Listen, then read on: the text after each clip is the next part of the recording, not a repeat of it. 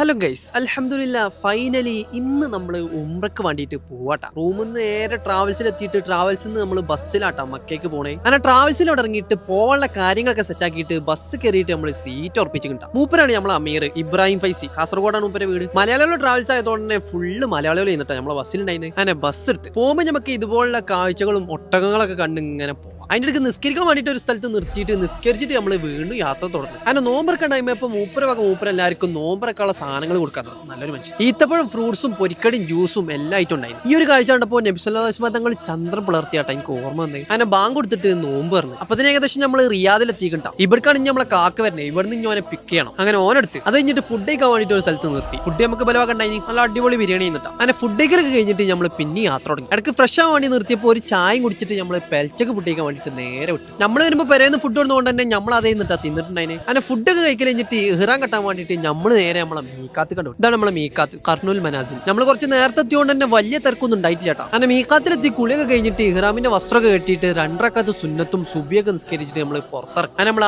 ആദ്യത്തെ ഉംറക്ക് വേണ്ടിയിട്ട് ഇഹ്റാൻ കെട്ടിയിട്ട് നമ്മൾ നേരെ മക്കയ്ക്ക്. ഇതാണ് പരിശുദ്ധമായിട്ടുള്ള ഖുർആൻ ഇറങ്ങിയിട്ടുള്ള ജബലുന്നൂർ. മക്കയിലെത്തിയാൽ തന്നെ ഇതുപോലുള്ള കുറെ പ്രാവിന്റെ കൂട്ടങ്ങൾ നമുക്ക് കാണാൻ പറ്റില്ല. അങ്ങനെ നമ്മളെ വണ്ടി റൂമിന്റെ അവിടെ നിർത്തിയപ്പോൾ നമ്മൾ റൂം എടുക്കാൻ വേണ്ടിയിട്ട് വേറെ സ്ഥലത്ത് കേട്ടോ വന്നിട്ടുണ്ടായിരുന്നു. മക്കയിൽ എത്തിയിട്ടുണ്ടെങ്കിൽ കുറഞ്ഞ പൈസക്ക് നിങ്ങൾക്ക് റൂം വേണമെങ്കിൽ ഈ ഒരു ബിൽഡിംഗ് വന്നാൽ മതി. ബാക്കിയുള്ള സ്ഥലത്ത് നിന്ന് റൂം കിട്ടുന്നതിനെക്കാട്ടിയും എത്രയോ കുറവിൽ നമുക്ക് ഇവിടുന്ന് കിട്ടും. റൂമാണെങ്കിൽ ഒന്നും പറയാനില്ല. 3 കട്ടിലുണ്ട്, അല്ല അടിപൊളി ബാത്റൂമും ഉണ്ട്. അങ്ങനെ സാധനങ്ങളൊക്കെ നമ്മൾ റൂമിൽ വെച്ചിട്ട് ഉംറന്റെ ബാക്കിയുള്ള കർമ്മങ്ങൾ നിർവഹിക്കാൻ വേണ്ടിയിട്ട് നമ്മൾ നേരെ ഹറമക്കാട് പോയി. ഉള്ളിക്കാട്ട് കയറിയപ്പോൾ തന്നെ നമ്മൾ ക്ലോക്ക് ടവർ കണ്ടു. ഇക്കാണ്ട് സ്ഥലത്തായിട്ട് നമ്മൾ നബി സല്ലല്ലാഹു അലൈഹി വസല്ലം തങ്ങളുടെ വീടുണ്ടായിരുന്നു. ഇപ്പൊ അത് ലൈബ്രറി ആയിട്ടാണ് ഉപയോഗിക്കുന്നത്. നബി തങ്ങളുടെ വീടിന്റെ നേരെ ഓപ്പോസിറ്റ് ആണ് അബൂലാബിന്റെ വീടുണ്ടായിരുന്നത്. ഇപ്പൊ അത് മൂത്രപ്പൂരായിട്ടാണ് ഉപയോഗിക്കണേ. അങ്ങനെ നമ്മള് ബാബു സലാമിലൂടെ ഉള്ളിക്കാണ്ട് കയറി. അങ്ങനെ ആദ്യമായിട്ട് കഅബയെ കണ്ടപ്പോൾ ഉണ്ടല്ലോ ആ ഒരു സന്തോഷം പറഞ്ഞറിയിക്കാൻ പറ്റാത്താട്ടാ. അങ്ങനെ നമ്മളെ തവാഫ് തുടങ്ങി. എത്രത്തോളം നമുക്ക് കഅബന്റെ അടുത്ത് പോകാൻ പറ്റുമോ അത്രത്തോളം നമുക്ക് തവാഫിന്റെ ദൂരം കുറഞ്ഞിട്ടുണ്ട്. പക്ഷെ കഅബന്റെ അടുത്തൊക്കെ പെരും തിരക്കാണ്ടാ. അൽഹംദുലില്ലാഹ് നമ്മളെ തവാഫ് നമ്മൾ കഴിച്ചിട്ടുണ്ട്. അങ്ങനെ തവാഫിന് ശേഷമുള്ള 2 റക്അത്ത് സുന്നത്ത് നിസ്കരിച്ചിട്ട് നമ്മൾ സഈന് വേണ്ടിയിട്ട് പോയി. സഈന്റെ അവിടെയും അത്യാവശ്യം നല്ല തിരക്കുണ്ടായിരുന്നിട്ടാ. ഈ കാണാനാണ് ജബൽ സൊഫ.